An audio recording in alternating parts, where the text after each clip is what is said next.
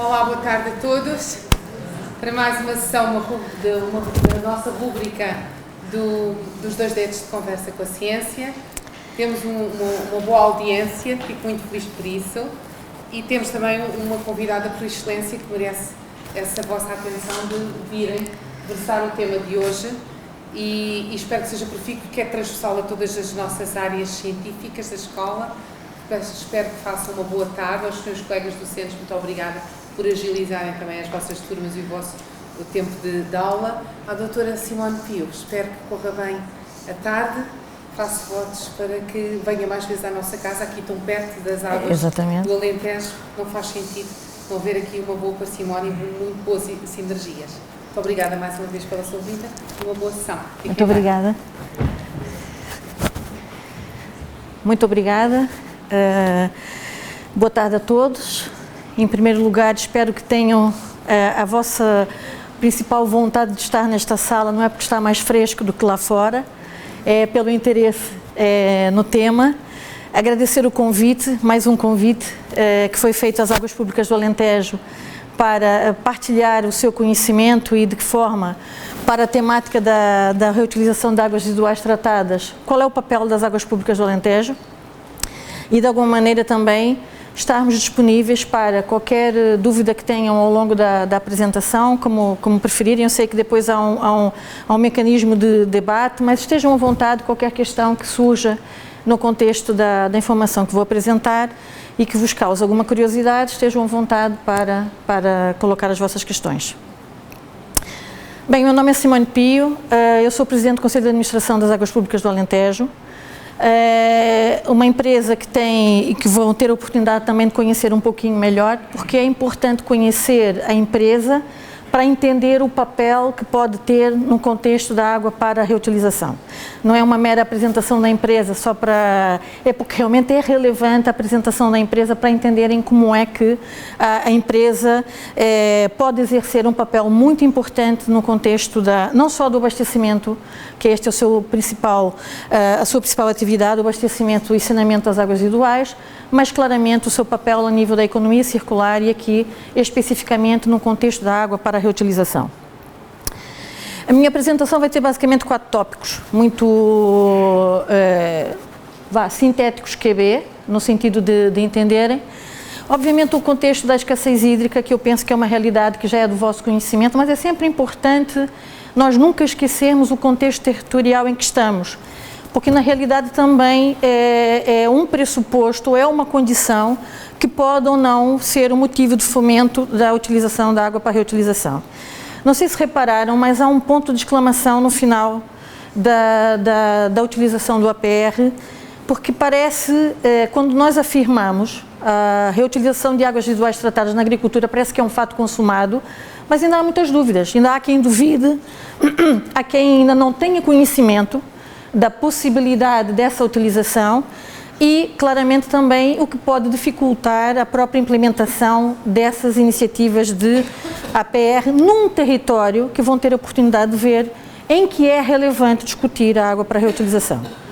A temática é uma temática nacional, no entanto, sabemos, e vocês vão ter essa oportunidade de ver, há partes do território nacional em que é muito relevante falar sobre a reutilização da água residual tratada.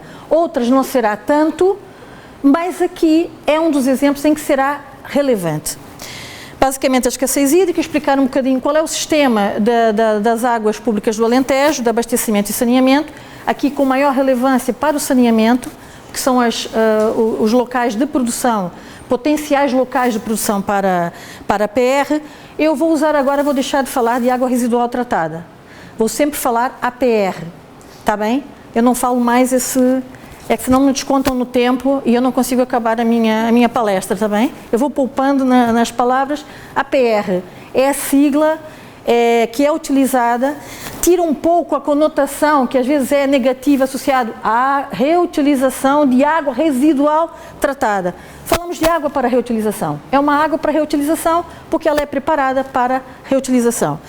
E apresentar o sistema também dos centros de produção, e falar de 2 projetos piloto que nós desenvolvemos nas águas públicas do Alentejo, sendo que foi o primeiro projeto financiado pelo Fundo Ambiental na área da reutilização, foi exatamente aqui, a Tarde Beja, foi exatamente no caso das águas públicas do Alentejo, com um conjunto de parceiros que depois vão ter a oportunidade de ver.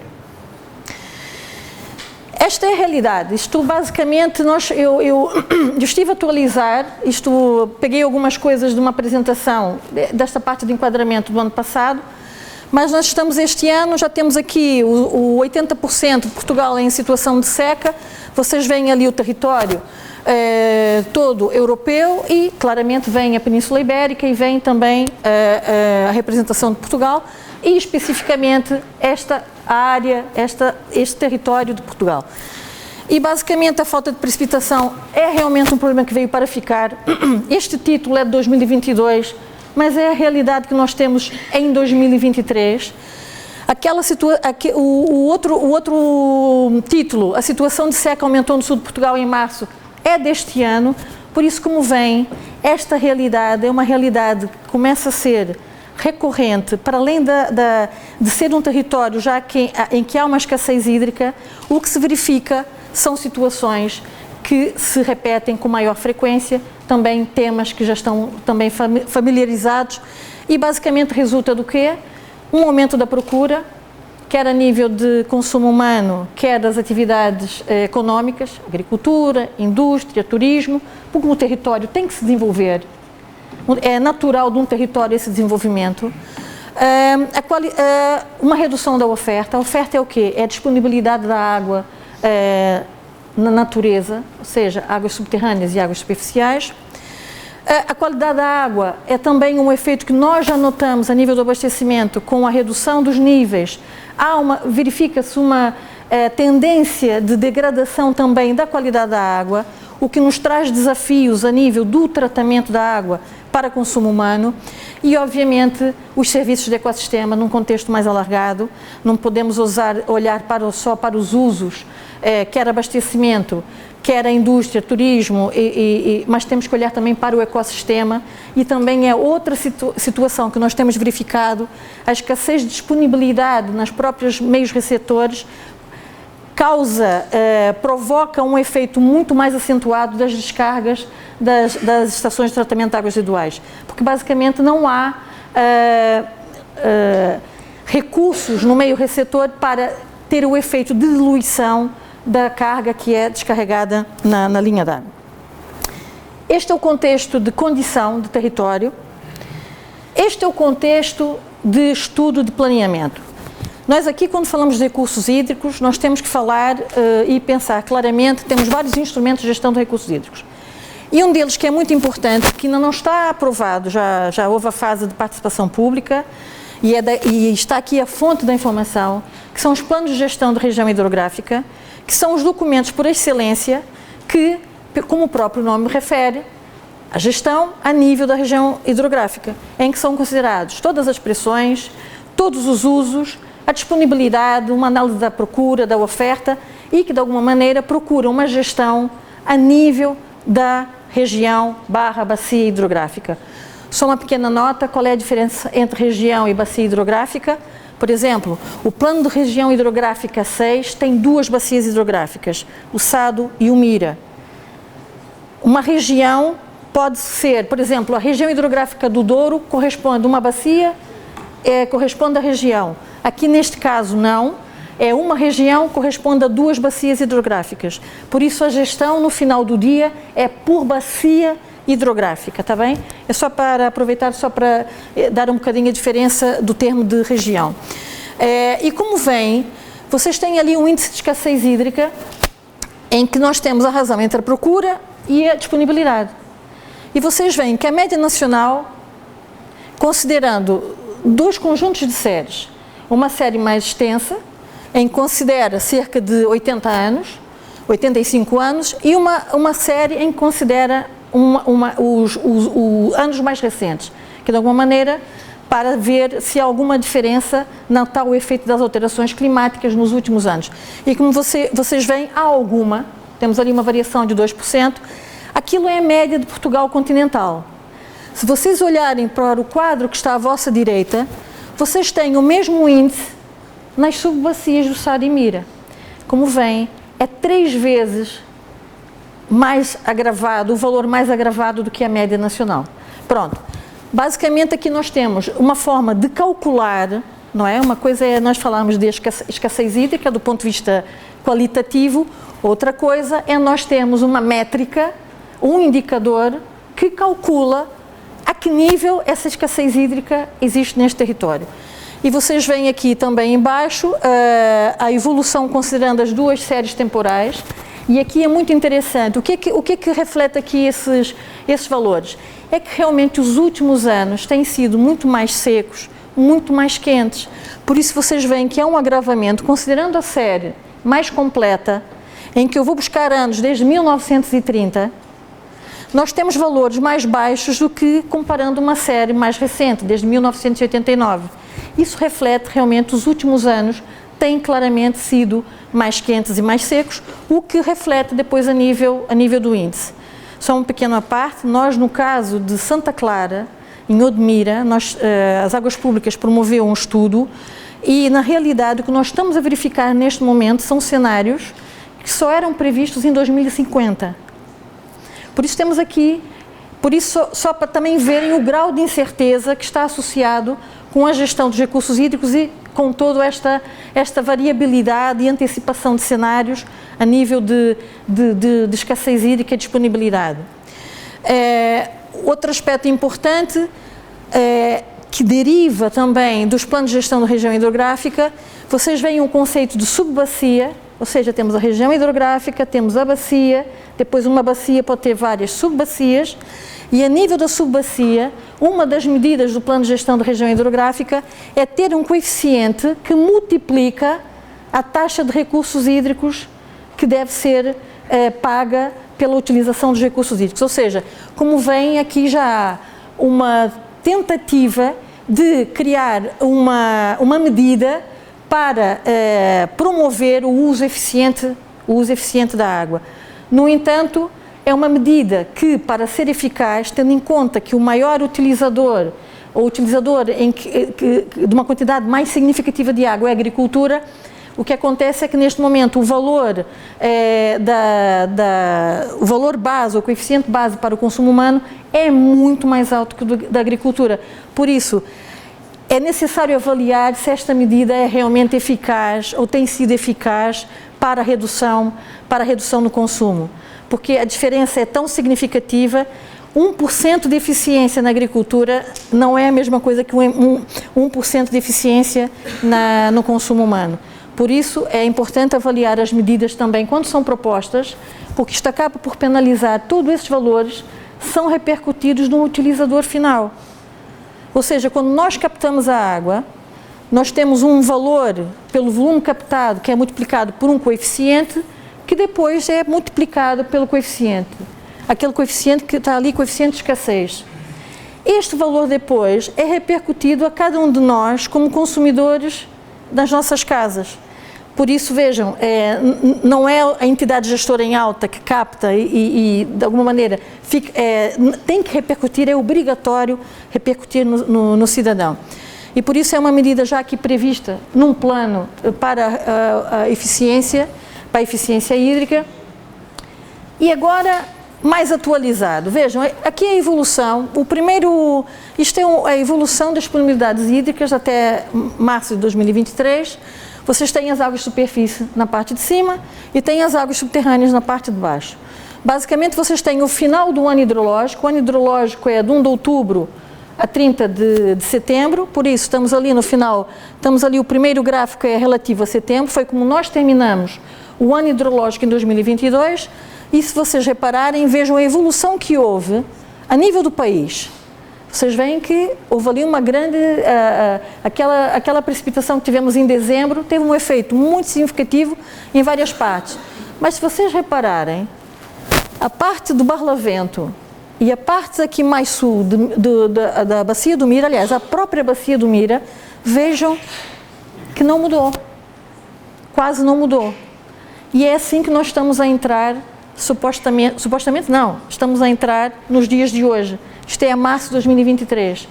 Vejam o mesmo efeito a nível das águas subterrâneas. Muito bem, terminamos o ano hidrológico numa situação crítica em termos de disponibilidades.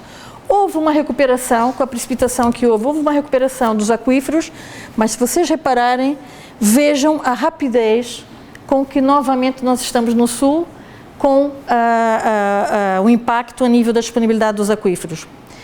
E por que isto é relevante? É relevante para várias razões. Por que é relevante para as águas públicas do Alentejo? As águas públicas do Alentejo, só para vosso conhecimento geral, o nosso modelo de gestão é um contrato de parceria pública entre o Estado e 20 municípios, em que a entidade gestora é responsável pela gestão e exploração de um conjunto de infraestruturas, de abastecimento e saneamento, e é este o nosso business, é o nosso negócio, no bom sentido. É esse serviço que nós prestamos e para o qual, como entidade gestora, as águas públicas do Alentejo são a entidade gestora que é responsável pela exploração do sistema público de parceria integrado das águas públicas do Alentejo. Está ali a sigla, também não volto a repetir novamente, para não gastar tempo. Território. É importante. Este é o território em que nós atuamos. Estamos a falar abrangemos 3 municípios de 3 distritos, 20 concelhos. Temos o território mais ou menos abrangido, cerca de um terço, de 17% de Portugal continental, desculpem, 17% de Portugal continental, e como vem, aqui já começamos com o primeiro desafio. Desafio a nível da gestão, mas uma oportunidade a nível da reutilização, porque temos um território alargado e, como vão ver a seguir, onde é que estão as nossas instalações. De abastecimento, estão aqui as nossas instalações de abastecimento. Temos 7 sistemas, temos 207 origens.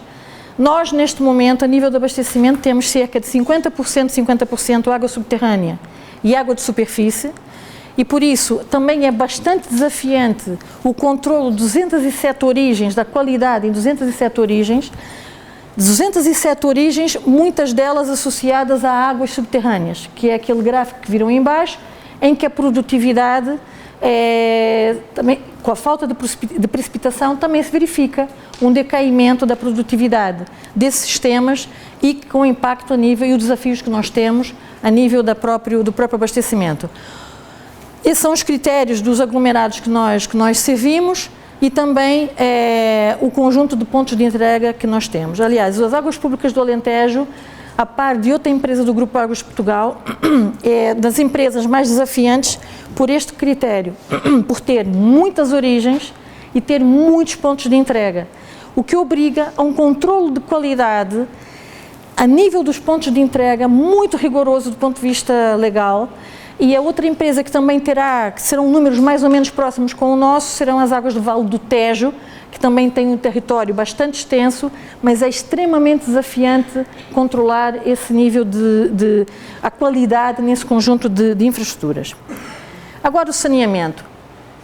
O que aqui é importante, o que eu referi anteriormente, aqui nós temos, naqueles vários lacinhos, nós temos os locais onde potencialmente há a água residual tratada. Ou seja, há um metar em que é possível produzir água para a reutilização. Olhando, interessante, temos aqui distribuído no território, porque um dos problemas da própria APR é sempre o transporte, não é a distribuição. Eu produzo, mas eu tenho que ter o utilizador. É sempre um casal. Aqui tem que ser feito sempre uma dupla, o que produz e o que utiliza. Quanto mais próximos estiverem, melhor, porque não teremos os custos associados com a própria distribuição.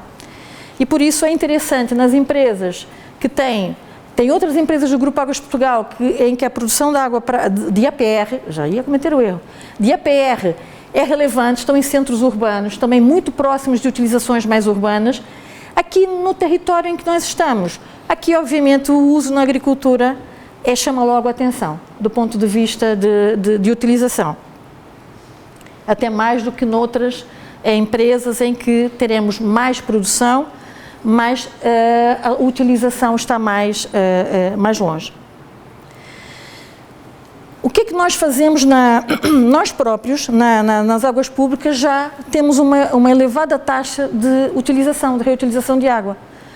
Não consumimos água da rede, ou seja, é claramente uma aposta em substituir usos não potáveis, ou seja, a água potável não ser utilizada para usos não potáveis. Os custos associados com a produção de uma água para que ela seja potável são elevados. Não há maior desperdício do que utilizar uma água com um custo de produção tão significativa num uso que não exige uma qualidade tão elevada. Nós aqui, basicamente, nós temos, até bem pouco tempo, tínhamos basicamente o quadro legal, estava aqui associado ao decreto-lei e ao regulamento, em que vocês veem o sistema centralizado. O sistema centralizado é claramente o que nós temos. É uma ETAR, por isso é que eu tenho ali essa indicação, ou seja, uma entidade gestora, uma única entidade gestora, produz a PR para uso próprio, como também cede, é o nosso caso. Nós, em alguns casos, já temos a utilização para água de serviço, já é utilizada pela própria ETAR, e também estamos preparados para ceder, eu não vou usar a palavra ceder, para disponibilizar a terceiros. E o sistema de produção, o que é? Basicamente, é uma instalação em que é tratada a água residual para um nível de qualidade específico que, com um conjunto de barreiras, permitirá a sua reutilização. Basicamente é este o contexto, são as definições mais de enquadramento em termos de produção de APR. Chamar a atenção para o regulamento é muito interessante. Se vocês repararem, a legislação portuguesa é 2019, é de 21 de agosto de 2019, e o regulamento foi aprovado em 25 de maio de 2020. É fácil ver que o decreto-lei bebe muito do que o regulamento já previa ser aprovado do ponto de vista comunitário, mas o regulamento só se aplica à rega agrícola, enquanto que o decreto-lei aplica-se a várias utilizações, a usos urbanos e não exclusivamente a usos agrícolas. Por isso, o regulamento, grande parte dos requisitos ou das disposições previstas no regulamento estão no decreto-lei, no que se refere à rega agrícola. No que se refere, o decreto-lei é muito mais amplo no sentido das utilizações que é possível dar à APR. No entanto, para fomentar a utilização da APR, havia uma queixa de alguns produtores de uma certa demora ou burocracia ou mesmo dificuldade do processo de licenciamento da água para reutilização. Mais uma vez eu chamo a atenção, há sempre um par, o produtor e o utilizador. E se vocês repararem, o Simplex Ambiental, que é o Decreto-Lei 11 de 2023, é muito recente, é de 10 de fevereiro deste ano. Importa analisar, ele não vem alterar apenas o diploma da água para reutilização, mas altera um conjunto de diplomas da área do ambiente, nomeadamente da utilização de recursos hídricos, também da avaliação de impacto ambiental. Por isso, é importante analisar este documento nas vossas matérias no que seja relevante, porque vem simplificar um conjunto de matérias e vem alterar alguns dos procedimentos, e eu aqui só estou a destacar aqueles que têm mais impacto. Como objetivo era simplificar o que este decreto vem alterar em relação ao decreto 119. Basicamente passa a ter um regime de comunicação prévia, não existia, só existia a figura da licença. Agora existe uma figura de regime de comunicação prévia e que tem um prazo de aprovação tácita pela própria autoridade, que é um prazo muito mais reduzido, obviamente impõe um conjunto, cria maior pressão a nível da Autoridade Nacional da Água. No entanto, foi o mecanismo que ficou definido e por isso esse processo será muito mais simples. Isto visa resolver um dos problemas, um dos obstáculos que era apontado para ainda não haver em Portugal um volume ou um número significativo de situações em que há a utilização de APR. Outro aspecto importante, se vocês repararem, esse regime de comunicação prévia Se agora se aplica o regime de comunicação prévia, é porque antes havia licenciamento. Então, vem simplificar a produção e utilização em sistemas descentralizados, ou seja, que não é produzido num METAR por uma entidade gestora. São todas as outras situações que não são produzidas por uma entidade gestora e numa instalação de tratamento de águas residuais, e também a utilização. Por exemplo, no caso das águas públicas, nós temos sempre que ter a licença. A licença mantém-se e aplica-se. No entanto, o que é que ficou mais facilitado é a licença do utilizador. Passa a ser uma comunicação prévia. E para aquelas situações que ali estão identificadas. O próprio decreto-lei identifica para essas situações, vamos simplificar, mais uma vez, uma medida que tem em vista aumentar e promover a utilização da PR. Veio tentar facilitar e simplificar o processo de licenciamento. Passa a existir a figura de um termo de responsabilidade, obviamente se tiramos de um lado, passamos a responsabilidade para o outro, ou seja, o utilizador agora é uma comunicação prévia, mas há um termo de responsabilidade que vai cumprir com um conjunto de regras. É justo, não é? É justo, no sentido de que pode pôr em causa, pode pôr em causa terceiros, e uma má utilização da PR pode até pôr em causa a própria utilização e o próprio conceito da PR pode dificultar ainda mais a aplicação da PR, e também a questão da renovação ter um prazo muito mais alargado, embora as licenças já tivessem um prazo de 10 anos, mas agora é 10 anos, e se as condições se mantiverem, também é renovado automaticamente. É interessante que este também vai se aplicar a nível, por exemplo, das licenças que nós temos para as ETARs, que é muito interessante do ponto de vista burocrático. Passado X tempo, mantendo-se as condições, estando operacionais os equipamentos, não é necessário automaticamente, e evitamos estar numa situação de vazio e de incumprimento legal. Pronto, temos fazendo uma síntese, temos o enquadramento do território, temos o enquadramento do que é a empresa, como ela está distribuída no território, onde estão os vários pontos de produção. Temos um enquadramento legal, que é importante aqui considerar. E agora, eu passaria agora para concretizar um pouco mais o que isto representa para nós. Ou seja, nós fizemos uma primeira análise, nós temos 126 hectares. Por acaso podia ter apostado num cafezinho, se alguém se lembrava quantas hectares nós tínhamos. Escapou-me. São 126 hectares que nós temos.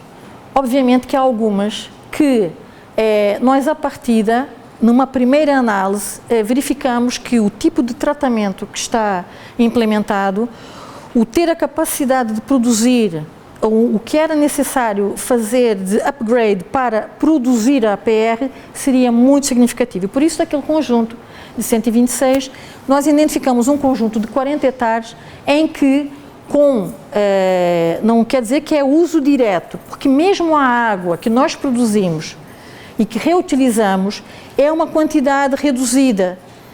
Ou seja, nós temos um hectare, e isso acontece na maioria dos casos, nós temos um hectare com um X volume. Só uma percentagem deste volume é que eu preciso reutilizar internamente.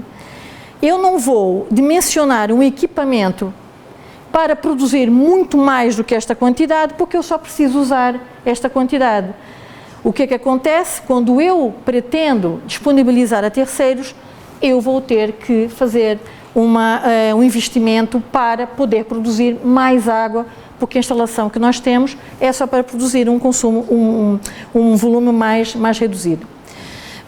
Basicamente, este é o tipo de símbolo que um hectare em que é produzida água para a PR, é simbologia, é oficial, toda essa informação está no site no sítio da Agência Portuguesa do Ambiente.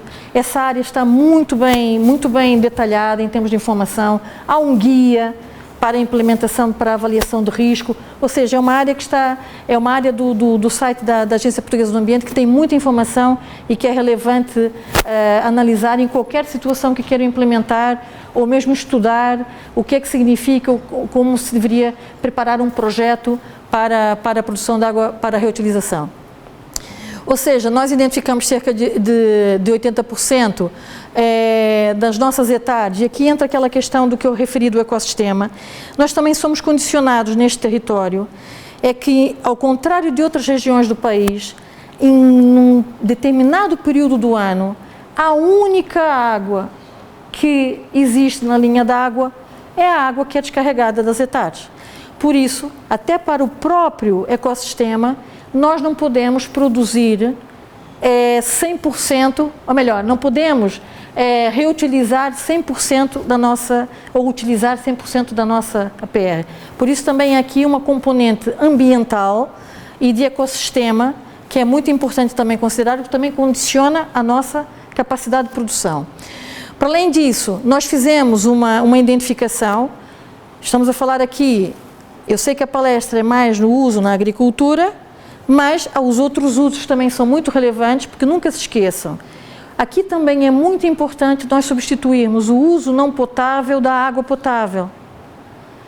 Nós temos aqui vários objetivos. O meu objetivo pode ser, eu quero reduzir o impacto naquela massa d'água e por isso, aquela atividade, imaginem, agrícola ou industrial, passa a utilizar a PR e aqui o que eu tenho é maior aumento da disponibilidade no meio do recurso hídrico. Por outro lado, eu posso também querer que o uso não potável, em que é utilizado, e aqui claramente estamos a falar dos usos urbanos, obviamente, as regras dos jardins e a lavagem de ruas, aqui também é uma aposta que aí é claramente do setor urbano. Vejam, quando nós falamos de medidas que os vários setores podem implementar, este claramente é do setor urbano, não só do aumento da eficiência também, aliás, a eficiência é a primeira medida que é relevante para qualquer setor, quer para a agricultura, quer para o setor urbano, é a primeira medida que tem que constar na nossa lista. Quando eu tiver que tomar uma medida de reduzir uma captação ou um consumo, é porque eu tenho que ser mais eficiente no uso que eu faço da água. Esse é logo a nossa primeira linha. Número 1, eficiência. Depois, vamos tentar todas as outras alternativas e, de alguma maneira, tentar, e aí claramente, utilizar a APR, mas aqui, como vão depois eu vou ver a seguir, é muito importante que várias coisas, aqui é muito importante convergir um conjunto de situações, porque isoladamente, por isso é que eu pus a questão no início, tem que ser criada a necessidade, e para ser criada a necessidade, até chegar a essa necessidade, quer do setor agrícola, e nomeadamente aqui vamos falar da agricultura, é porque as outras origens todas já foram esgotadas. E nós temos que, agora como sociedade, eu não estou a falar agora como águas públicas, nós como sociedade não devemos ter esse tipo de abordagem. Nós não precisamos esgotar, quer na água de superfície, quer no fazer mais furos. Eu não posso esgotar os recursos naturais e só depois, não, agora eu preciso da PR. Não, isso tem que ser pensado em simultâneo, porque senão nós não saímos do paradigma que nós estamos neste momento, que é esgotar. O primeiro pensamento é a PR, não, faço mais um furo. Faço mais um furo. Por que eu vou... No final do dia pode ser mais simples, pode ser mais barato, por que eu... Mas aí é que entram os outros elementos da sociedade, a autoridade e a questão da sustentabilidade das atividades é um conceito também que agora é muito importante, serem atividades sustentáveis, e isso é muito importante mudar esta mentalidade, porque só assim é que o APR com a exclamação passa a ser, claramente, utilizar APR. Onde é relevante, sem dúvida, há situações em que não é aplicável, isto não é uma panaceia para todas as situações, mas claramente tem que subir na escala até esgotar todas as outras soluções. A maioria dos pedidos que nós temos é para uso agrícola. A maioria dos pedidos que nós temos. Agora, a questão é, do ponto de vista de política ambiental, o que se pretende é aumentar a utilização do recurso ou substituir o recurso. É que se eu aumentar a área agrícola e ser regada através da PR, eu estou a aumentar o consumo. Outra coisa é eu substituir o consumo, porque sou mais eficiente e porque não estou a aumentar a área agrícola. Por isso também aqui é importante ver o sinal que nós queremos.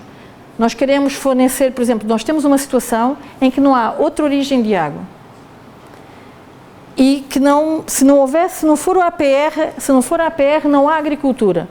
A minha questão é, o objetivo, do ponto de vista de política ambiental, é fomentar aquela atividade ou não? Por isso, isto aqui é um tema, e a questão dos recursos hídricos e cada vez mais recursos naturais tem várias vertentes e várias componentes que têm que ser analisadas. E não há verdades absolutas. A solução é sempre um bocadinho de cada coisa. Não há uma solução única. E cada caso acabará por ser uma composição de várias situações. Aqui também, que é importante, é o cuidado, e aqui é muito importante, ao licenciar e ao permitir a utilização da PR, nós não temos o conhecimento do nível de qualidade que é exigido jusante daquela utilização e que pode ou não pôr em causa esta qualidade da massa d'água. Agora, para ser mais interessante, para já tem sido muito interessante, agora ainda vai ficar muito mais interessante, vamos aos estudos piloto que nós fizemos. Este foi o primeiro estudo piloto que foi feito em Portugal de reutilização. E claro, tinha que ser aqui. Tinha que ser em Beja e tinha que ser neste território. E aqui basicamente como vem logo a primeira questão, que é muito importante a nível da PR, é a parceria.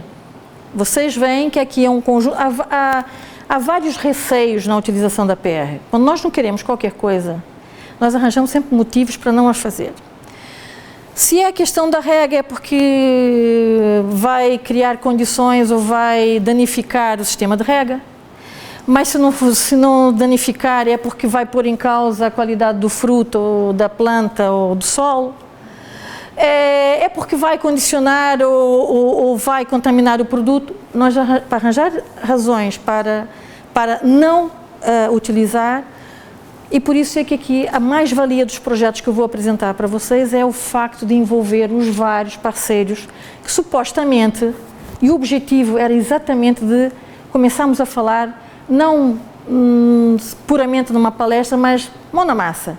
Vamos verificar o que é que isto realmente representa e que implicações pode ter num sistema de rega, o que é que pode ter a nível das plantas, temos ali um Instituto Superior de Agronomia, a nível da IFASEC, eu já vou explicar mais à frente porque é que eles entraram no projeto, e vocês veem, basicamente, muito simples, testar o que estava previsto na legislação. Isto é muito recente, a legislação de 2019, o projeto começou em 2019. Por isso foi o primeiro projeto que tentou testar a aplicação da metodologia. Abordagem muito simples, temos sempre que fazer uma caracterização de referência, não é? Que é para ver o impacto. A gente só consegue saber o impacto sabendo qual era a condição de referência. Isso é em qualquer atividade, não é exclusivo da PR. Qual era aqui o diferencial que nós tínhamos em termos da fase 1 e da fase 2? Na fase 1 foi tentado uma desinfecção solar, aproveitando aqui também a inclusão da produção de energia através de fontes renováveis, que a desinfecção fosse também feita através de energia solar, por isso entra a EFASEC, entrou na primeira fase do projeto. E claramente, para ampliar a nossa capacidade de produção da PR, a ETAR de Beja já produz água para reutilização, mas mais uma vez eu digo, para consumo interno, não é na quantidade significativa para produção para terceiros. E obviamente a produção, a monitorização, ou seja, foi feito, a metodologia deste projeto, do projeto que vou apresentar a seguir, é exatamente a mesma, porque é assim que um projeto de APR deve constituir essas várias etapas. E claramente terminar com licenciamento, porque é preciso apresentar evidências de análise de risco e por isso apresentar o licenciamento. Aqui está o exemplo, a ETAR de Beja. Ali onde foi utilizado foi um pomar de romanzeiras, que foi utilizado na fase 1 e na fase 2, e basicamente fizemos aqui, vejam a proximidade, aqui é interessante, não é? Nós temos uma instalação, aqui é muito mais fácil a utilização na agricultura, e aqui está um exemplo em que foi testado exatamente naquela exploração agrícola.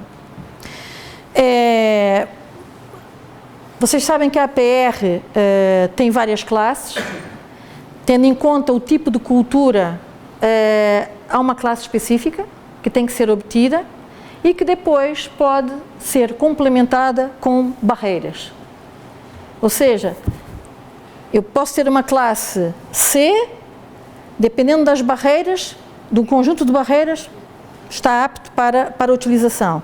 Posso ter uma classe menor de qualidade, mas vou ter que ter muito mais barreiras. Isso funciona um pouco neste jogo de complemento entre uma utilização e a outra. Aqui basicamente é a rega gota a gota, o controle do acesso às áreas regadas, parece um pormenor, mas isso é muito importante, a questão de terceiros poderem ter acesso. Vocês estão a ver ali, isto tudo é real, ou seja, a reutilização, aquela é a placa que nós temos que ter, quer na exploração, quer na Etar de Beja, exatamente na exploração e na Etar de Beja, isto obedece à simbologia nacional. Nós tivemos que produzir esse cartaz com as várias componentes em que está definido um conjunto de barreiras e o que é possível, o que é permitido e o que é que não é permitido. Isto não é um desenho meramente aqui para a apresentação, isto é obrigatório. Isto é obrigatório, as próprias cores, é tudo de acordo com o que está previsto na nossa legislação. É um tipo de placa como estas que tem que existir no local da produção e no local da utilização, que é para quem, se houver acesso de terceiros, haja o conhecimento daquele espaço está a ser utilizada a APR. Isto é muito importante, certo? Não é um detalhe, é mesmo, faz parte do próprio licenciamento. Aqui, como vocês veem, tem os parâmetros obrigatórios, os parâmetros facultativos, monitorização, há muita monitorização dos receptores, quer a nível dos meios receptores, quer a nível da planta, do solo. Aqui também foi verificada a qualidade a nível do sistema de rega, qual era o impacto que causava a nível do sistema de rega. Aqui o objetivo foi mesmo provar, vamos lá testar como é que isto funciona. Que é para deixarmos para que o debate seja cada vez mais esclarecido. Eu queria deixar essa mensagem, porque eu verifico isso também no estudo que nós fizemos para Santa Clara, e cada vez mais nós temos que debater e promover que o debate, eu espero que essa sessão também contribua para esse objetivo, para que cada vez mais nós tenhamos debates esclarecidos, não simplesmente com suposições ou achismos, mas com algum esclarecimento, com dúvidas, mas que a gente avance no debate, que não fique sempre a discutir e sempre de pé atrás com qualquer solução que seja proposta. E nada como o conhecimento para isso. O conhecimento é imbatível e por isso estamos numa casa de conhecimento, é fundamental esse tipo de sessões para que cada vez mais o debate seja esclarecido sobre esses temas, porque ainda existe alguma precaução legítima, não digo que não, mas uma coisa é precaução que não nos permite avançar, outra coisa é vamos avançar com precaução. Parados é que eu acho que não justifica. O segundo projeto, e já estou mesmo a finalizar, o segundo projeto já era a rega de uma vinha, outro território, já foi em Arraiolos. Aqui mais desafiante, estamos a falar de Lagoas. Aqui nós tivemos que instalar uma ETA móvel, e era exatamente para, e aqui até vou-vos mostrar, aqui como vem, sempre em parceria. Vocês veem, não há aqui as águas públicas a desenvolverem o trabalho, as águas públicas, juntamente com os colegas da ADP Valor, o Centro Operativo do Regadio, a Comissão, que é para todos nós estarmos envolvidos e termos acesso à informação e para auxiliar o próprio debate. Aqui, mais uma vez, aqui tínhamos uma charca, aqui não era de depósito a depósito. Essa aplicação com utilização de charcas é interessante. Eu aqui, na minha opinião, no caso do Alentejo, a utilização da PR para reforço de charcas é interessante, é uma solução interessante, não precisa haver um reservatório. E por quê?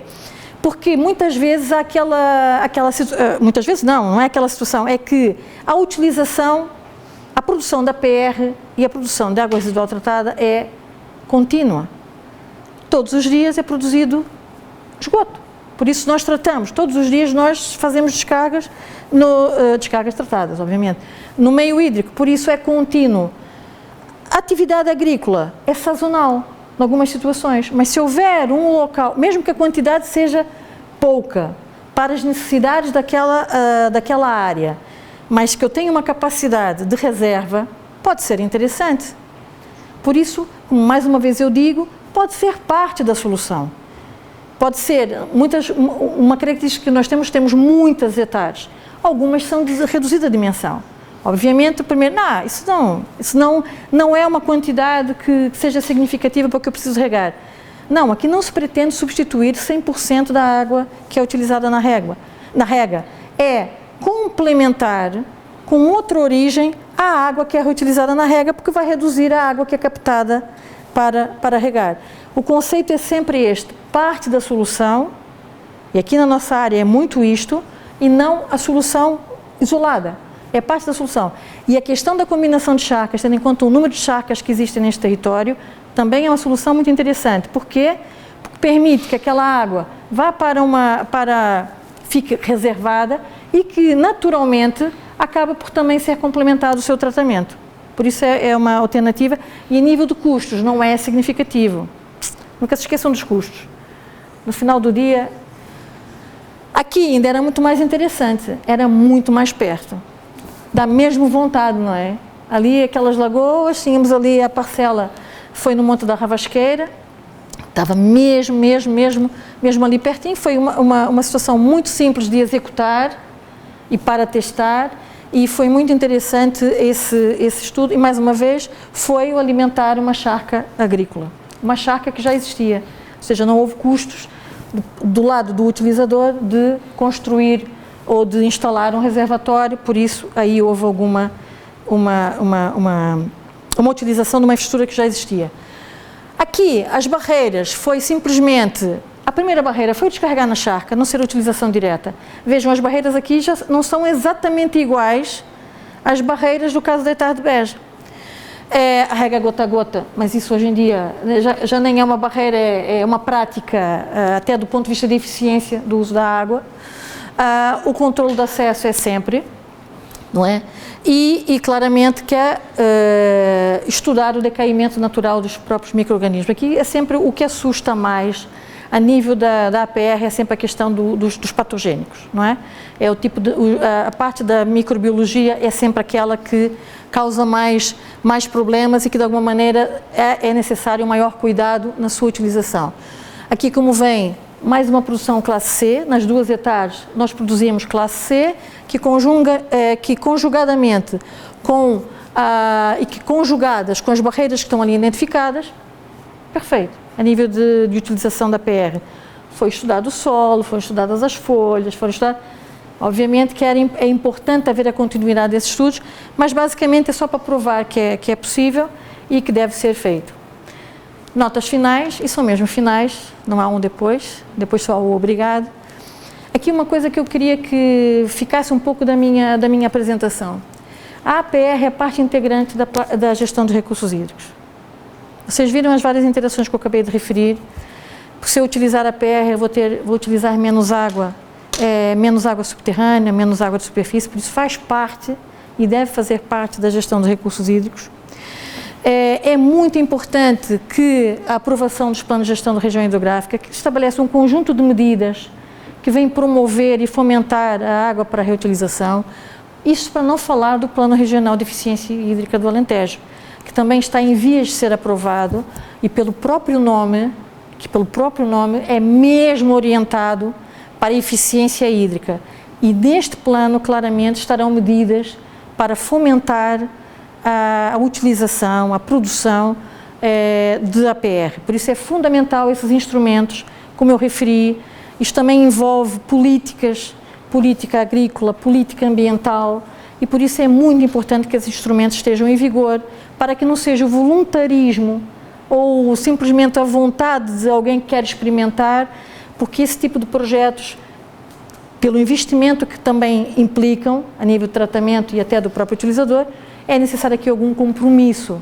E por isso é importante haver um quadro legal e um instrumento que claramente identifique a APR, a utilização da APR é uma prioridade. Ali, a utilização da APR é muito importante também, porque se não houver, e faz a ligação com o que está abaixo, é muito mais fácil fazer uma captação subterrânea do que saltar para a solução APR. Por isso é muito importante que, do ponto de vista da autoridade, haja uma indicação ou que haja um controlo que, de alguma maneira, obrigue a que a APR suba na nossa lista de soluções para a minha necessidade de disponibilidade hídrica. E por isso nós não vamos lá sozinhos. Nem nós, como entidade gestora, porque nós produzimos, estamos preparados para produzir, precisamos de um utilizador, precisamos de um interessado, mas para que o interessado, ele tem que criar a necessidade, e a necessidade isoladamente, ou é uma situação que não tem mais nada, ou é uma situação em que, ok, eu vou obrigatoriamente, pela lei, ou pelo um diploma, ou por uma iniciativa, ou por um concurso, ou projetos financiados, é para promover a APR. Por isso tem que vir de várias, porque vamos lá ver, a APR não é inovadora. O pensar na APR como uma solução alternativa mais consistente e não ser simplesmente, ok, eu vou ter, mas só em último caso eu vou utilizar outras origens, isto é que não, porque aí não estamos a fazer gestão dos recursos hídricos. Muito brevemente, e nós já tivemos isso no ano passado, houve um controlo da emissão das licenças de furos nesta região, por via da questão da escassez hídrica e da seca. Por isso, nós temos que, para não condicionar as atividades, porque é importante para o desenvolvimento do território, que sejam criadas condições para que exista uma disponibilidade, essa disponibilidade hídrica. Por isso, como vem, deve ser privilegiado o uso da PR em detrimento de outras origens, e isso deve ser privilegiada, mas o que eu digo é importante haver essa indicação superior. Obviamente, a dinamização, é importante haver compensações e penalizações. A vida é assim, não é? Tem que haver incentivos e tem que haver penalizações para quem não faça a melhor utilização do recurso hídrico. Por isso, isto é um mecanismo que é muito relevante para fomentar a produção da PR. E a nível dos projetos piloto, o que é que foi relevante? Foi muito relevante a questão do conhecimento. Nós estamos com parceiros e claramente, não só num debate, numa dúvida, mas claramente cada um deles apresentar as suas dificuldades na utilização da PR e porque entendiam que a PR não poderia causar ou pôr em causa quer o sistema de rega, quer a própria utilização. Isso foi muito importante, ter o tempo para testar e para poder debater os problemas de cada um dos parceiros.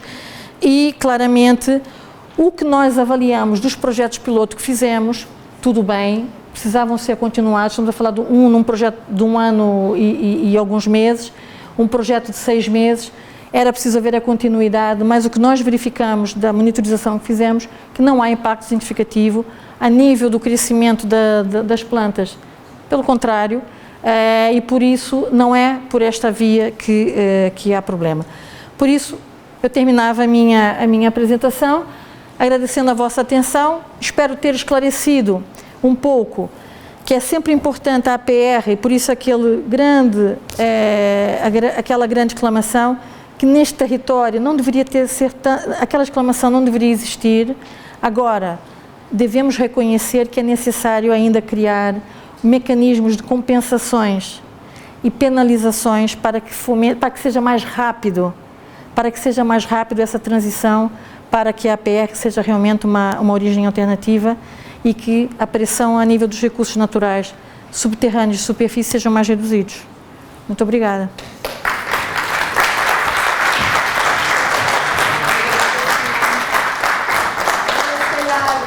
Fazíamos aqui um bocadinho de perguntas para quem quiser. Eu só queria dizer algo ainda em relação aos certificados. Não há certificados para todos. Não, vocês, de certeza que passou uma folha de presença. Se calhar agora no final, eu vou deixar a folha de presença aqui, vocês identificam com uma cruzinha quem não ficou com certificado e depois enviamos, está bem? Pronto, as perguntas.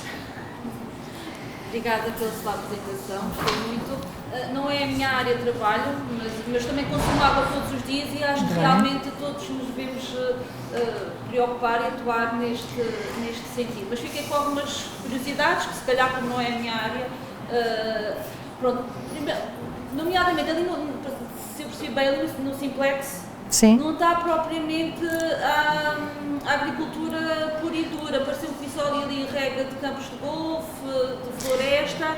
Acho que tem comunicação prévia, porque as outras têm licença. Mas é obrigatória, para as outras é obrigatória licença, ou seja, o processo é um bocadinho mais... Só veio simplificar para aquele conjunto.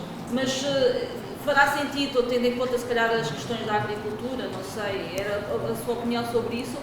E depois também, porque estes dois exemplos que deu aqui, o cliente, digamos assim, estava perto da produção, não é? Nos casos em que isso possa não acontecer, como é que é em termos depois da distribuição, do transporte e em termos de custos, porque sabemos que não devia ser à cabeça o dinheiro, mas depois sabemos que na prática, enquanto não houver outros mecanismos que levem a isso, como é que isso depois se processa, se é mais caro, se os consumidores têm que pagar a água a vocês. E depois a última curiosidade, é a Portel parece-me que está no posto, não é? Não, nós só abastecemos, mas faz parte do sistema de outra empresa. É só mesmo o final de rede nossa em que acabamos por fornecer, mas o Portel não faz parte do SPIA, exatamente. Mas como está muito próximo, na parte final de um dos nossos sistemas, acabamos por fornecer, que é as águas do Vale do Tejo, a DVT.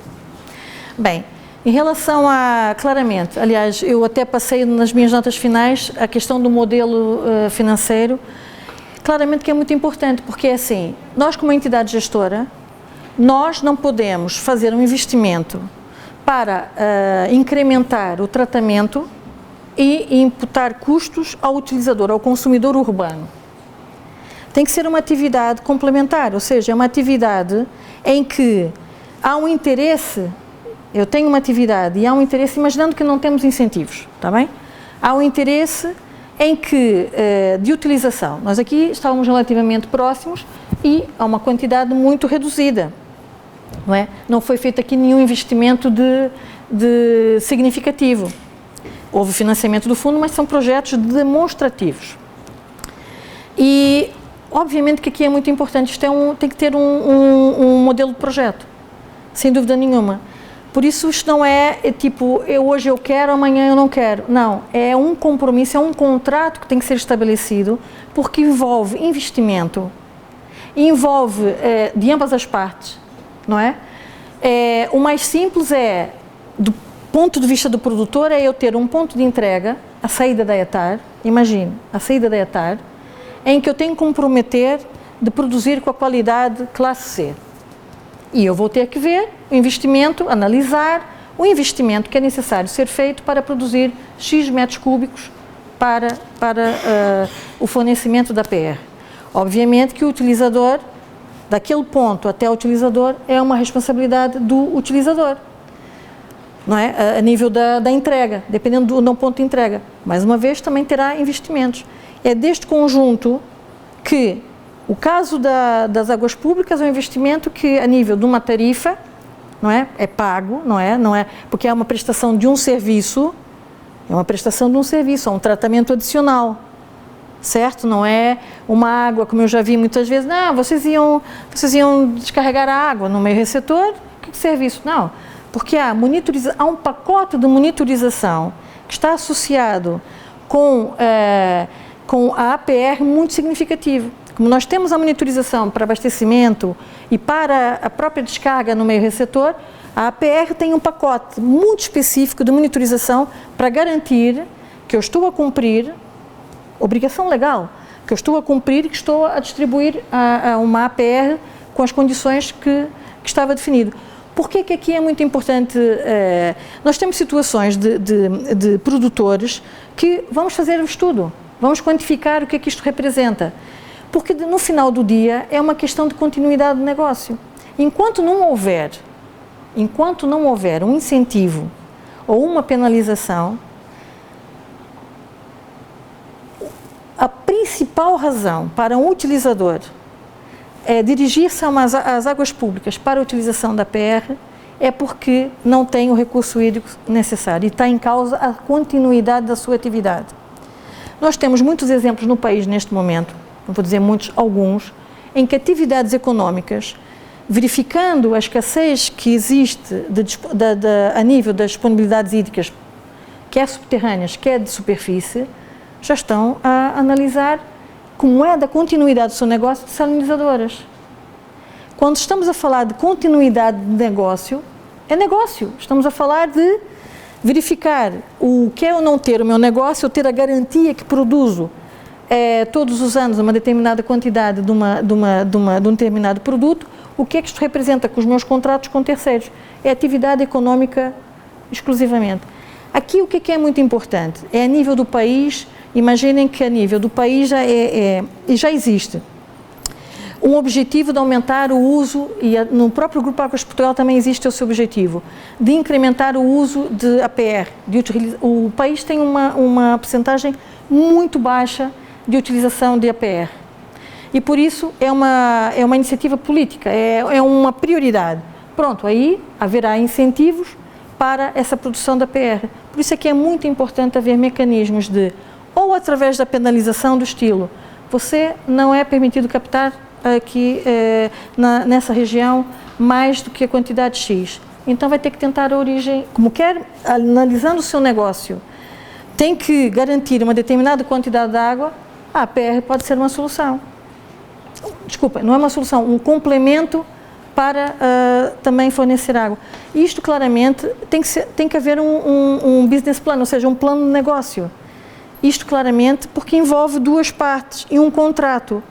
Ou seja, eu não posso fazer como entidade gestora um investimento que tem um montante X, que tem um período de amortização Y e no dia seguinte, olha, já não apetece, já não preciso. Não. Isto é... Agora, obviamente que há uma continuidade de produção. Do lado da produção não há falhas. A nível do utilizador é que é mais flexível. Mas aí é um risco que o próprio utilizador tem.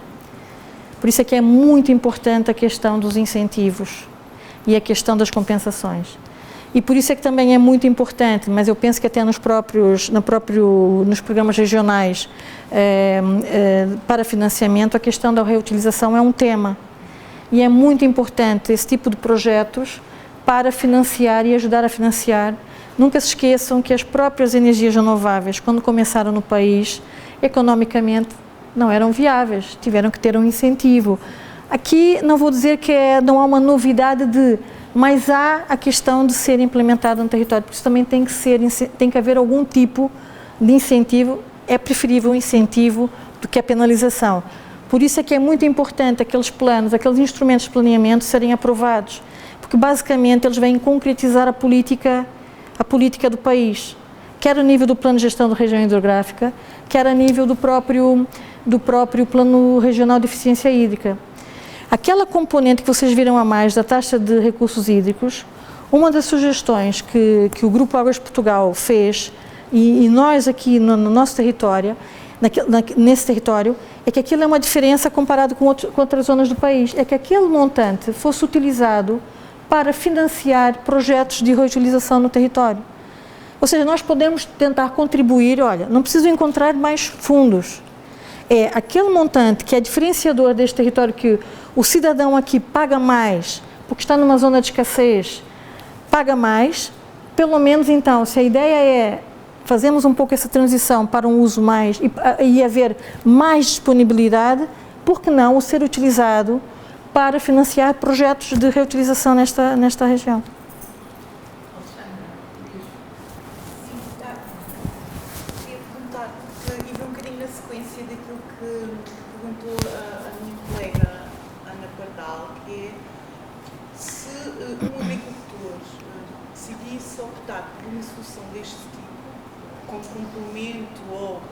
Para utilizar na totalidade da regra da sua exploração, teria que ser o agricultor a pagar a instalação do sistema de transporte de água de distribuição. Portanto, isso não está previsto de outra forma. Não. Tem que ser, Portanto, se for uma exploração que fique muito fora Não, por isso é que... longe da rede, Exatamente. muito elevado. Mas por isso é que é por isso quando se diz que a APR, cada caso é um caso, é que é mesmo cada caso é um caso. Porque há situações em que realmente tem alguma lógica, mas se no final de uma análise de viabilidade, não é? E nós traçamos um buffer de viabilidade, por acaso nós estamos envolvidos num projeto que candidatamos a nível de um projeto de inovação a nível do Grupo Águas Portugal, que é exatamente no âmbito da APR, que é de criar um balcão com outras empresas, com os colegas das Águas do Norte, também com a VT, criar um balcão em que de alguma maneira também facilite, no sentido, eu tenho a cultura X e aparece o mapa e identifica onde é a sua cultura e automaticamente aparece um pouco, quase um estudo de viabilidade preliminar, muito preliminar, só para entre o não e o pode ser analisado. Aqueles que caem logo a partir do não, nem pensar, nunca vai ser viável. E já agora, se posso complementar, depois aqui, e se calhar eles sabem falar disso melhor do que eu, há a questão também da EDIA, não é? Porque os agricultores alguns já pagam a EDIA, não é? Já pagam, não?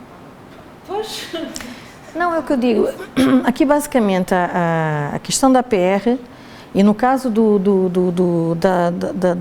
das áreas que são beneficiadas pelo Alqueva e pelo EFMA, obviamente que só se houver alguma indicação, que eu não estou a ver que numa primeira linha se vá fazer essa reutilização.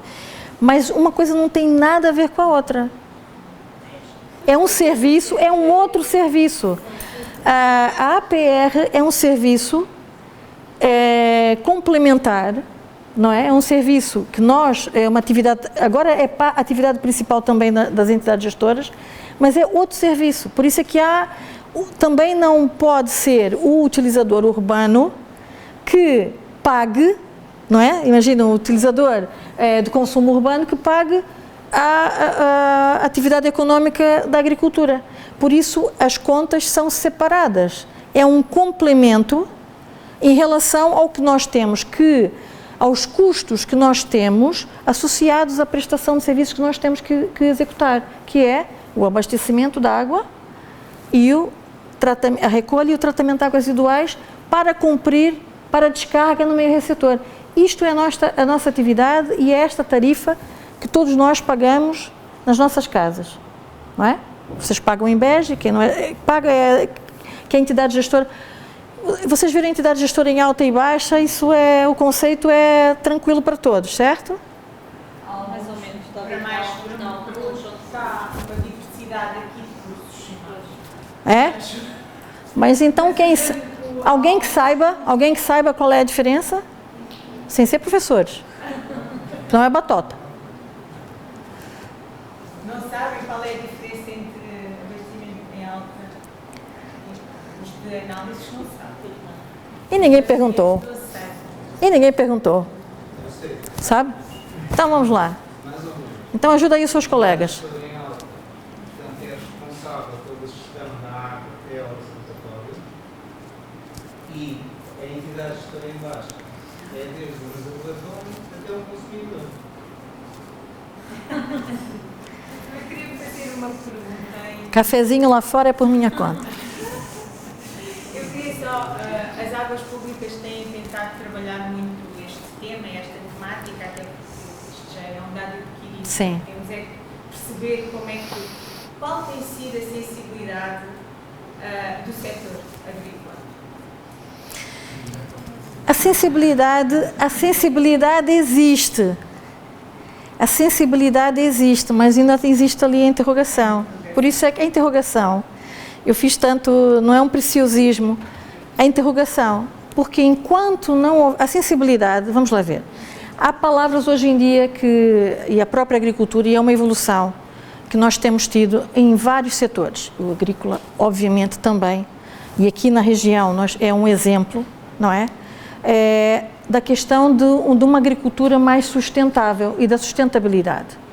Obviamente que ou é por questões de sustentabilidade em que eu quero incorporar a APR, no meu projeto, nós temos exemplos destes, por acaso não na nossa região, mas um exemplo de outra empresa da AVT, que simplesmente é uma imagem de marca.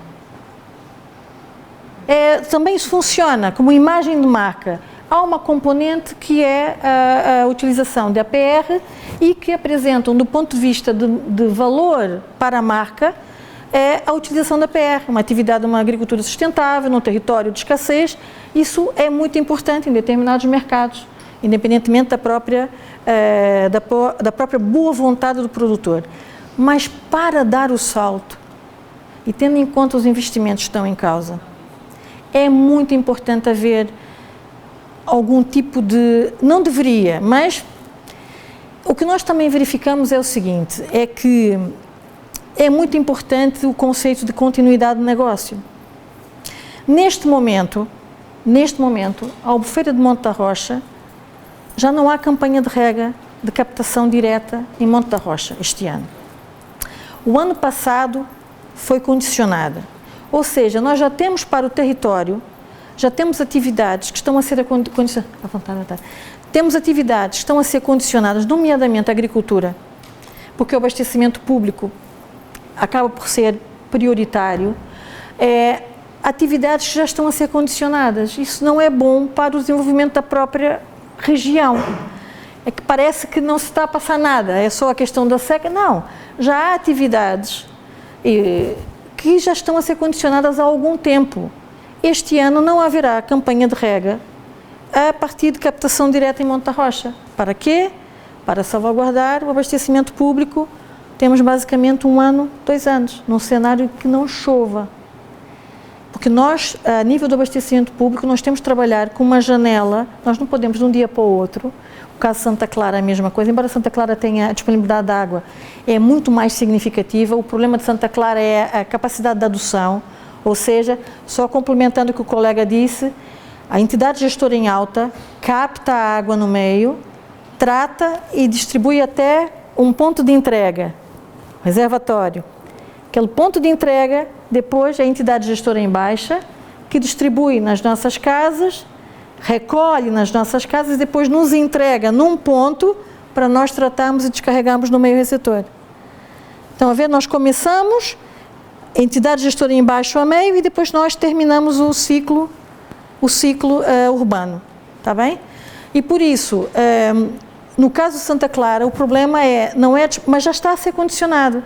Está aí outro exemplo muito positivo em que foi com um conjunto de parceiros, município a Câmara Municipal de Odmira, a Associação de Beneficiários de Odmira, as Águas Públicas, a Agência Portuguesa do Ambiente, a DEGADRE, conjuntamente um compromisso de captação condicionada, obviamente que não é do abastecimento público, são das outras atividades, que também há captação para a indústria, chegar a um consenso de redução, mas já estão a ser condicionados. Já há produtores com dificuldades e por isso mesmo vocês vão dizer, ok, a APR já podia ser uma solução. Imaginem que já existia a possibilidade da APR para alguns desses produtores. Havendo uma redução a nível da disponibilidade de recursos naturais, já podiam estar a continuar ou complementar com a APR. Só que nós não temos isso ainda. Por quê? Porque nós estamos a esgotar, é aquilo que eu estava a dizer, nós estamos a esgotar ao máximo e sempre na expectativa que vai chover. Não é? Vai chover. Mas como vocês viram, quem é uma entidade gestora, como a nossa ou como qualquer outra que é responsável pelo abastecimento público, nós não podemos tomar decisões de um dia para o outro. Por isso nós temos que estudar e ver qual é a janela temporal que existe, havendo o risco de não ser possível captar até determinada cota. Por exemplo, no caso de Santa Clara, nós já temos que avançar com o investimento hoje, para daqui a 2, 3 anos, ele já está no terreno, porque não se altera, uma coisa, não é uma torneira que se liga e que se fecha, é um sistema todo que se tem que alterar. E por isso a escala temporal e daí o planeamento e a dificuldade vocês viram o grau de incerteza que está aqui relacionado. Mas isto claramente hoje em dia, e muito vocês vão reparar cada vez mais, nós, no nosso dia a dia, as nossas decisões partem por base de uma análise de risco. Nós, no nosso dia a dia, tomamos várias decisões com base em análise de risco. E aqui, basicamente, é cada vez mais isto. Qual é o risco que pode existir de, na data daqui a 2 ou 3 anos, a cota daquela albufeira estar no nível Y e eu não ter o sistema preparado para captar aquela... Tendo conhecimento dessa janela temporal, o que nós temos que fazer como entidade gestora é avançar e propor o investimento. Eu queria fazer uma pergunta, acho que se calhar é a última. Vou pegar pela descentralização. O meu nome é Maria Almeida, Polícia Clara de Polícia, e trabalho com águas residuais há muitos anos. Trabalho com águas residuais, com a utilização de águas residuais, inclusive alguns projetos de qualidade para a utilização. E é uma medida que eu tenho sempre, inclusive nas unidades agrícolas, tenho sempre que se dá uma instituição de águas. Ok, eu utilizo água residual, eu trato a água residual de acordo com a legislação, eu removo o material orgânico, eu removo o azoto, eu removo o fósforo, eu removo o micro-organismo, mas há uma coisa que a nossa legislação, infelizmente, não tem contemplado, são os micro-organismos. Portanto, como não são, nenhum de nós os trata e nenhum de nós pensa nisso. E a pergunta é assim, vocês, a entidade gestora, os projetos que fazem, neste momento, não pensam nisso, não pensam em analisar isso, nem sequer ponderam esse problema, porque, para mim, eu controlar as aulas aos meus alunos, uma das coisas que me chamam muita atenção é que lhes digo, ok, existe uma legislação, nós devemos tratar, devemos reutilizar, mas cuidado que pelo menos temos que pensar que existe lá mais qualquer coisa além da CBO ou além do azoto. E a pergunta é, como entidade gestora, pensam nisso, não pensam, sabe alguma coisa mais que a gente não sabe em termos de legislação que eventualmente pode sair dos micropoluentes, controle dessas substâncias, ou não está na sua perspectiva também? Sim, a legislação evolui com o conhecimento, não é? A legislação hoje em dia, por exemplo, da produção de água para consumo humano, a diretiva foi revista há muito pouco tempo e por isso é evolutiva. A própria Diretiva Quadro da Água, que é o nome de estudo, Diretiva Quadro da Água, em que na realidade no âmbito desta diretiva, transposta através da Lei da Água, é que todos esses instrumentos acabam por surgir. Aliás, professora, esse tipo de medidas também surgem a nível desses instrumentos, a nível da investigação, porque na realidade nós podemos investigar, imagine, por exemplo, a nível da Lei da Água, nós deixamos de ter, só parâmetros físico-químicos para o cumprimento no meio receptor. Temos a componente hidromorfológica, temos a componente biológica e por acaso não temos a microbiológica, é interessante. A Diretiva Quadro da Água não cobre a parte da microbiologia. Pronto. E temos a componente, físico-química e química. Componente química, que na própria Lei da Água e na própria Diretiva Quadro da Água tem um próprio ciclo de revisão. Ela própria tem um ciclo de revisão. Para além disso, cada Estado-membro, ou cada país pode, isto é a nível do que é significativo a nível comunitário, e entra dentro deste ciclo de revisão. Ou seja, revisão de uma lista em que os países têm que monitorizar. Têm que monitorizar no meio o aparecimento daquelas substâncias e que concorrem para o cumprimento do estado da massa d'água. Estou a falar agora no meio receptor, estou a falar rios, albufeiras, estou a falar desse conjunto de qualidade. Para o abastecimento humano, é outra diretiva que é específica em que temos a análise de risco e a avaliação de risco com base em quê? Obviamente que eu tenho, e aí claramente eu tenho um conjunto de parâmetros que nós temos que cumprir. E a própria legislação é evolutiva nesse sentido. Obviamente que há poluentes novos, os emergentes, obviamente que existem e sempre existiram. Começam a ser mais quantificados e monitorizados. Há projetos de outras empresas que, se obviamente fizer um screening a nível da qualidade do meio receptor e da avaliação do risco, agora, se não houver uma norma Tem que haver depois o estudo do efeito que tem na saúde humana. Não é o facto de eu ter um micropoluente. O problema, no caso do consumo humano, é o impacto que tem, o critério é a saúde humana. No caso da lei da água, é nos ecossistemas. Não é a saúde. Estão a ver a diferença?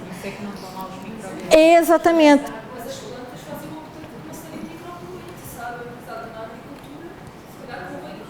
Sim, mas por isso mesmo é que aqui na avaliação que é feita, mas isso é o que eu digo, vamos lá ver, nós temos sempre partido, isso tem que ser evolutivo, porque se não houver, não basta só dizer, alguns poluentes, ou eles estão claramente identificados pelo hazard, ou seja, pelo perigo, independentemente, aquela substância é perigosa, ou aquele poluente é perigoso per si. Outra coisa é, depois as várias classificações, se é perigoso para o meio aquático, se é perigoso para... Há vários níveis de perigosidade, são os vários estudos, as várias substâncias têm um conjunto de estudos que é ver o impacto e a exposição. Também aqui é muito importante a exposição. Por isso, não basta apenas referir, nós nem podemos ir mais longe, também falamos dos microplásticos, da água que bebemos. Então, ok, mas qual é a quantidade? Qual é o grau de exposição? Ou seja, não vale a pena... Isso é que é importante. Se fosse assim, era muito complicado, aí não existia uma evolução. Bastava aparecer uma substância qualquer.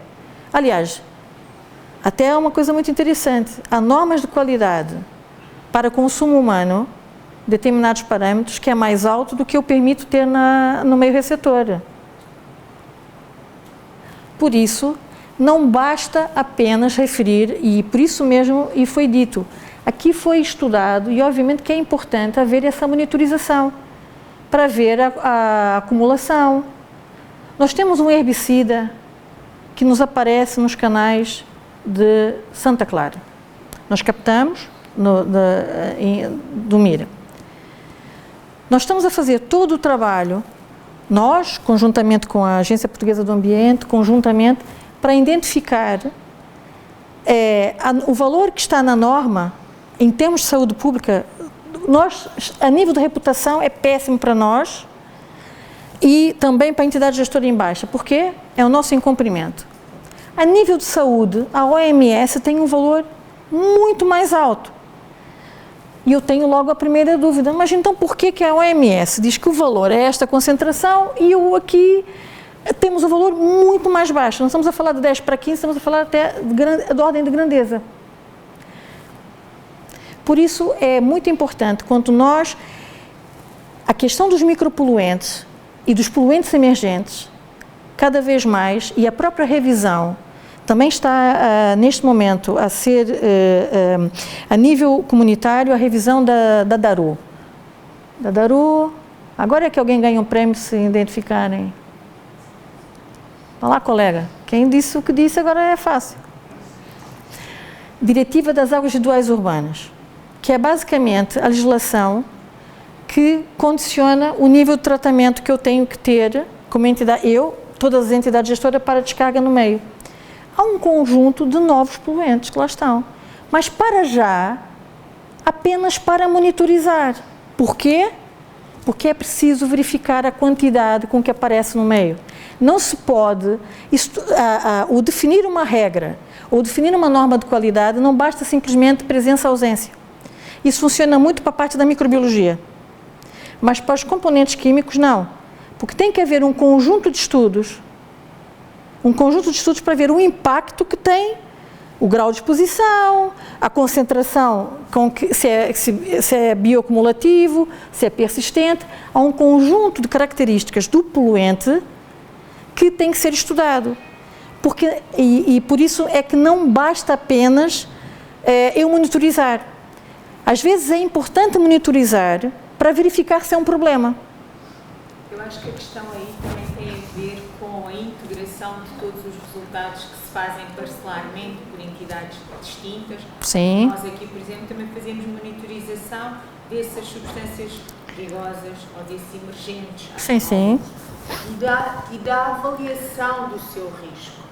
Ou seja, muitos deles existem, mas as concentrações em que existem, e devido às suas características, o seu risco não é exatamente relevante. Outros que ainda não demos conta deles, nas concentrações que existem atualmente, o seu risco é relevante.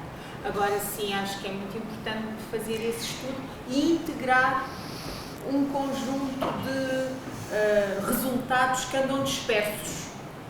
Mas, sem dúvida nenhuma, e aí atenção, e aqui claramente diferenciar, e nós participamos a nível da monitorização, até quando na altura da pandemia, e continua a monitorização dos indicadores de Covid nas águas residuais, e continua, ou seja, nós temos projetos neste contexto de identificar, quer a nível do abastecimento, quer a nível do saneamento. No entanto, é preciso cuidado da forma como apresentamos, porque não basta o ambiente, nós temos o ar, nós estamos a respirar, quantos poluentes nós estamos a respirar? Quantos? O que importa aqui, e aí é muito importante, primeiro, e a nível comunitário é um pouco assim que funciona, tentam verificar a significância daquele poluente a nível comunitário. E por isso, pedem dados, e aí é muito interessante. Imaginem que nós queremos fazer algo paralelo a nível nacional. Ou então, a nível de uma bacia. Se aquele poluente, de em alguns pontos de monitorização, o seu aparecimento. Pronto, se é persistente, se é só pontual. É o que eu digo, o trabalho que nós estamos a fazer com este herbicida é muito interessante, porque nós não conseguimos encontrar o padrão. Por que ele aparece? Mas uma coisa é muito clara, o controlo tem que ser feito na origem. O controlo desse tipo de poluentes é na origem que se faz, não é a nível do tratamento que se faz. E por isso mesmo é que nós estamos a trabalhar com os outros parceiros, no sentido, não é a entidade gestora que tem que incrementar, aliás, vai completamente em linha com todas as novas estratégias a nível comunitário, que é a poluição zero. Então é no controle na origem, porque o problema é que aquele poluente não deveria aparecer na água. O primeiro problema é ele ter aparecido. Mas então eu vou ter que controlar na origem, onde é que ele vem. Não interessa saber se aparece, obviamente, dependendo da concentração, e que seja assim tão significativo, aí sim pode condicionar e haver a obrigação de que seja feito o tratamento, seja definido uma norma que tenha que ser cumprida e que exista o tratamento para esta norma. Neste momento, o que se verifica a nível da discussão que está a ser feita a nível da Diretiva de Águas Residuais Urbanas, da revisão da diretiva, que é de 31 anos após, está-se a olhar de 91, 22, não, 32, já vai avançando. De alguma maneira, não só aumentar o âmbito, mas também incluir um conjunto de novos poluentes, que não há tratamento, alguns deles, só existe pontualmente, também as revisões da diretiva servem um pouco para isso, para tentar implementar tecnologias que já estão desenvolvidas noutros países, para tentar, de alguma maneira, disseminar a nível comunitário. Mas, claramente, alguns dos parâmetros é simplesmente de vigilância. Não há ainda capacidade para definir um valor que tenha que ser cumprido. Mas é muito importante. Mas por isso mesmo é que aqui nesse estudo foi feita a avaliação, nesses estudos. Por isso é que eu disse que era importante a continuidade. E é sempre uma precaução que deve ser tomada. Não é consistentemente, porque alguns deles são persistentes. Pode ser uma frequência mais larga, mas eu vou fazer pontualmente, verificar se deteto aquela até para verificar e para tirar, derrubar alguns mitos, ou não, ou mesmo identificar algumas preocupações que devem ser consideradas e definir barreiras adequadas. Porque uma coisa é certa, não pode haver receio, e agora voltando novamente aqui para a PR, nós não podemos ter receio na utilização de APR. E para não ter receio, temos que fazer, também não podemos, é aquilo que eu referi, tanta precaução que nem damos um passo à frente. A melhor precaução é ficar parados. Assim não evoluímos a nível, porque é o que eu digo, a PR é algo que já está generalizado em vários países. Temos é que nós dinamizar também. Obrigada, Silvia. Nada. Obrigada. Bom, acho que vamos acabar, não é? Já temos aqui o suficiente para temas de conversa, mais uns quantos. Foi um gosto. Não, muito Espero obrigada. Que venha cá mais algumas vezes conversar connosco sobre esta e sobre outras matérias. Quando quiserem visitar alguma instalação nossa, estejam à vontade. E nós, parceria completa com a IP Beja. Quando que necessitarem de nós, estejam à vontade, qualquer questão, qualquer dados que precisem, que nós tenhamos. Nós fazemos muita avaliação de risco das massas de água a nível do abastecimento. Estejam à vontade, aliás, eles são dados públicos. Nós agora temos que publicar esses dados e estão públicos no nosso site. Estejam à vontade. Obrigada. Obrigada, Patrícia.